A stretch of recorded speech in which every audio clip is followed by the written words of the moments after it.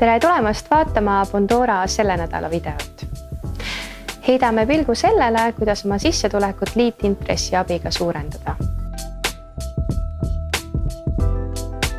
Liitintress tähendab taas investeeritud intressidelt saadavat tulu. Kui investeeringult laekub tagasimakseid ja need uutesse laenudesse edasi investeerida, siis intressi arvutuste aluseks olev summa ajas üha suureneb. Seega, kui olete otsustanud pikaajalise investeeringu kasuks, siis investeeringute tagasimaksete uuesti investeerimine on hea valik.